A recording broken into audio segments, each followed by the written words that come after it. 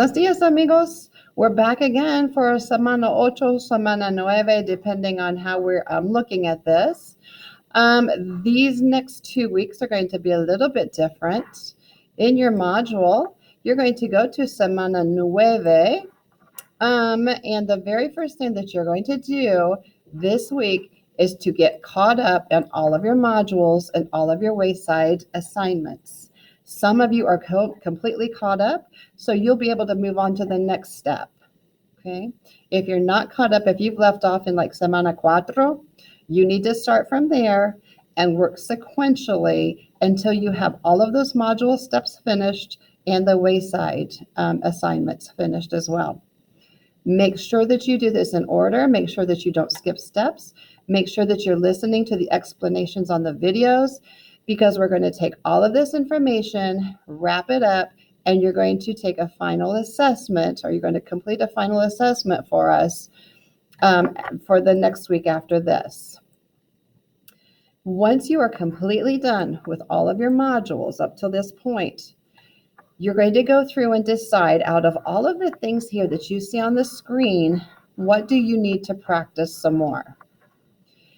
It might not hurt to go through pages 1 through 34 in your books just to review. Page 13, you have all of your school vocab. Page 35, you have vocab with your adjectives describing teachers, your extracurricular activities, all of that. If you think vocab is an issue, remember on my homepage of Canvas, I have a link for flashcards and vocab practice. Go into there and work on some flashcards. If you need help with a star, gustar, verb conjugations, the very first link will be a video of explanation. The second link will be where you can go and practice online with direct feedback.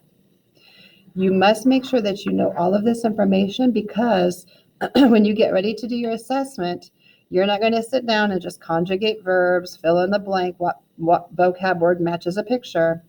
But we're going to take everything that we've learned so far this year about schools and put it together and apply it in a meaningful way.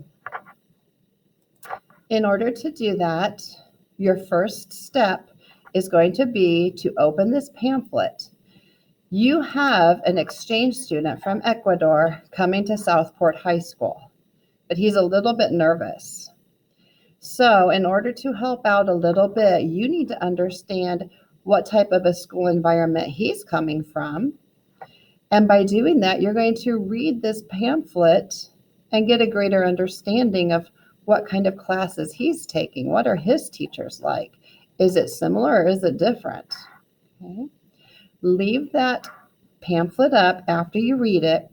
And I would even suggest that if you have a printer at home, I would even print it off. It's not necessary, but in the next step, it might be useful. After you've read through that pamphlet, you're going to go on to the next step of your module, where you will have a quiz, and this will be a graded quiz. Again, all of this is an assessment where you will need to fill in the blank with a missing word based on the information from the pamphlet from the Sol Naciente de Riobamba school. After you do that, you will only have one attempt. Make sure that you are typing correctly, you're spelling correctly, and if you need some accents, make sure you put those in. If you don't know how to do accents on your Chromebook, change your keyboard down in the lower right-hand corner to International. Then all you need to do is hit the Alt button with the vowel, and that will give you the accented vowel. After you've completed the fill-in-the-blank assessment, you will then compare Colegio Sol Naciente with Southport High School. List some similarities in Spanish, and then list some differences between Southport High School and Colegio Sol Naciente. These do not have to be in complete sentences, but give me your thoughts about the similarities and differences, and make sure that you give me quite a few. On the next step, this will be the second part of your assessment. And again, here's your favorite writing rubric, because we're going to be using this again. For this writing rubric, you're going to use that because Enrique has sent you an email because he is a little bit nervous about coming to the United States and attending Southport High School. He has some questions for you. So what you need to do is read through his email, and then you're going to respond to Enrique and make sure that you are answering the questions that he has about coming to our school. Incomplete sentences, don't forget to conjugate your verbs. Be very careful because there is only one chance to submit this. If you have a friend that would like to peer edit, that would be an awesome idea, but copying from a friend is not peer editing. Also, any use of a translator for any parts of this you will take a 0 on that section. We're over the translators, guys. Okay, and then for the third part of your assessment, you're going to create a Google slide presentation for Enrique so he can look at that before he comes, and he'll know exactly what to expect when he gets to Southport High School. On the first slide, here are all the requirements. On the second slide, you're going to list all of the important places in school, and if you want some extra credit, include some pictures of maybe the library or in the cafeteria. Maybe you can find those on the internet. Maybe you could just take a quick picture of it while you're eating lunch or checking out a book.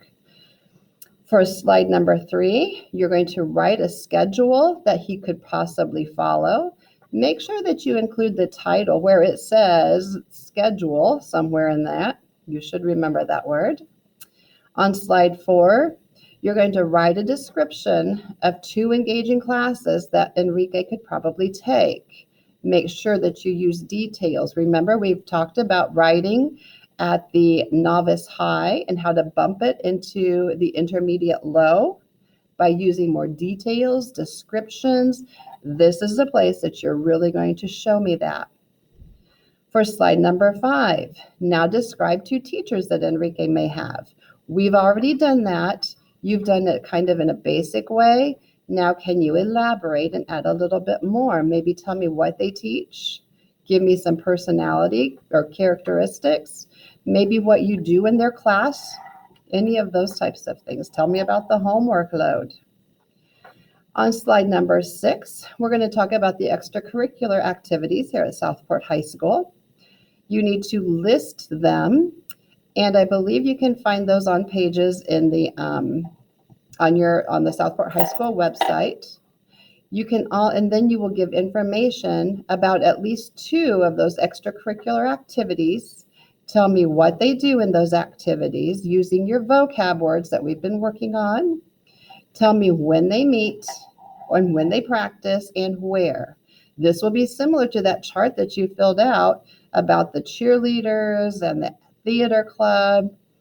Make sure that you do this in a complete sentence, in complete sentences though, not in charts. Again, the whole keyword is going to be detailing. Then on your last slide, you're going to write at least 4 comparisons between your school and the school in Ecuador, describing what is similar and different. If you remember in the first step, you already jotted down some ideas. Now you're going to put those ideas in complete sentences. Again, the use of a translator on any of this is going to be a 0. There is really no reason why you need a translator even to look up, I don't even know what.